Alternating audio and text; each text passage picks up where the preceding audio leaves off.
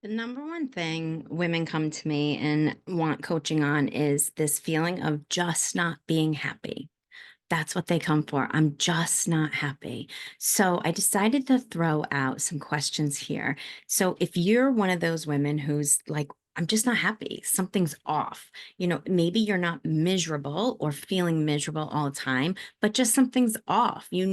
Something is missing. That knowledge, that intuition is always spot on. That comes from inside of you. Knowing if something is bringing you joy or not, that's intuition. And we have to listen to that little voice. It's kind of like a kid. The more you ignore it, the louder it's going to get. So listen to that. Hey, hey, hey, as soon as you possibly can. And so to ask yourself, as soon as you start feeling these little moments of being unsettled, of unhappiness, right? We want to look at how you're spending your day. Are you spending your day in more of what energizes you or more of what drains you? And that's really just getting quiet and getting stock, gathering stock of where maybe that's coming from. Maybe you just need to delegate your time a little bit differently. Maybe we need to look at what's draining you and see if it's something that can be getting rid of or delegated or changed. A lot of times it's stuff that's lost its novelty for us. How can we change that, right? How can we create some enjoyment around even stuff we have to do, right? And then always in coaching, we talk about your values and if you're living up to your values. A lot of people aren't sure what their values are. And I often talk about this really easy way to discover what some values are in your life. It's imagine how you want to feel when you walk into your living room. What are some of those keywords that come up when you think about walking into your living room? Or how do you want somebody else to feel? So it might be impressed, it could be welcomed, it could be calm, it could be like sanctuary like, right? So then we can find out based off of those words you use, what's something you value? Do you value the feeling of safety? Do you value the feeling of being comfortable, welcoming? Do you want it to be really on trend, right? Maybe there's some of those elements missing from your life. And again, we want to go back to how you're taking care of yourself. Are you setting aside time, if not daily, every other day, weekly, I mean, at least monthly, to do something that brings you a sense that you're caring for yourself? Not necessarily self-care as people tell us to think about it, like getting a massage or getting a manicure, right? What brings you joy? Self-care could be going on a walk. It could be sitting outside and just watching the birds. What brings you that recharged, that caring for yourself, right? We want to take stock of how we're feeling about the people in our lives, right? So they say you're the sum of the five people you spend the most time with. I'll leave that there. We can come back to that on another day. Or how are you feeling connected to the people? Are they bringing you up? Are they bringing you down? Do you maybe only have two people that you're connected with and you're looking for more? Do you have 10 people and you're feeling overwhelmed? Just take a look at that, right? And around that self-care topic is, are you kind to yourself? Do you show yourself compassion for the days where you may not feel 100%? Do you beat yourself up internally about that? If you make a mistake, is it really ridiculing yourself around it? You know, we want to feel happy and we want to feel welcomed in our life and we want to feel comfortable, right? And it always starts with how we treat ourselves, because how we treat ourselves is how we teach other people to treat us, right? And so we really want to take a look at that.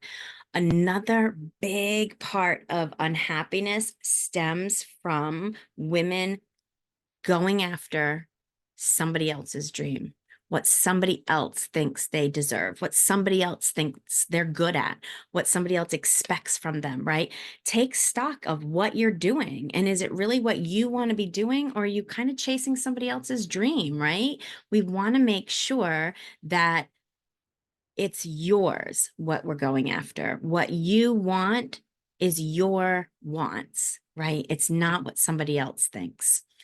And that can often be really hard because we are so used to doing what other people want. It's that people pleasing. And so the next question to ask yourself is, we've gotten a lot of information from the questions above, but are you willing to change it? What's your scale of willingness? So we can take that from, like, if you don't like 1 to 10, you want to go 1 to 5. What's your willingness to change? What's your willingness to get out of your comfort zone? And there's absolutely no judgment. You may be at, listen, I'm a 1. I am not willing to rock the boat right now. And that's okay. We can coach around that and through that. And we can coach where you at, no matter if it's a 1 or a 10 or a 5, right? Wherever you're at, that's where coaching meets you. But it is something to think about, is your willingness. How willing are you to change? How willing are you to step out of that place you're in that's causing you to feel this unsettled, this unhappiness, and make change, right? At this point, so you guys know I turned 50 this year. So we're dealing with this point in our lives, and it can happen at any point. It hit me really early at like 36, 35, holding on to regrets, right? Past regrets of, oh, I should have taken that job, or, that vacation would have been better had I chose to go to Bermuda over Florida, or what. Holding on to the past regrets, that there's nothing worse than stewing in days old soup, right? It's just not good. It's no longer good. You need to get off and start thinking on a way to give that feeling, that time, those regrets, compassion, and moving forward. How can you take what you learned from having those regrets, what you learned? That's more often than not, it's always learning and moving that forward, right? So we're often holding on to what things could have been, right? And when you finally let go of that heavy weight, it's so, so freeing. And it's important to realize, yes, we all make mistakes. We all make mistakes. It's part of being human. It's part of showing compassion.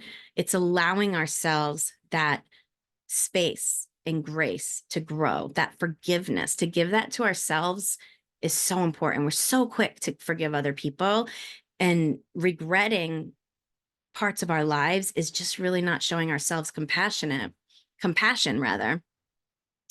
The next part, these get kind of harder and harder, but the next part is, get clear with yourself. Are you comparing yourself to somebody else? Or, like those regrets, are you comparing yourself to your past self? Often women fall into this with their self-image, their body image, right?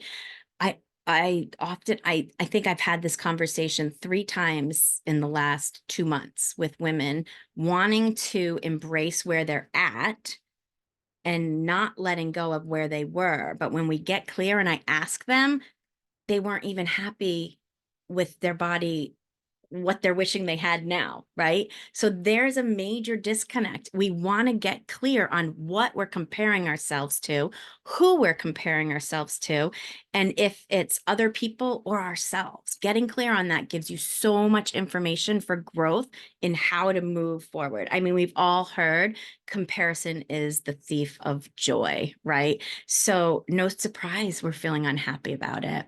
And this final question to think about goes along with all of them, right? Are you living now? Are you living mindfully? Are you living in the future, waiting for something to happen? Are you living in the past, regretting something did happen or something didn't happen?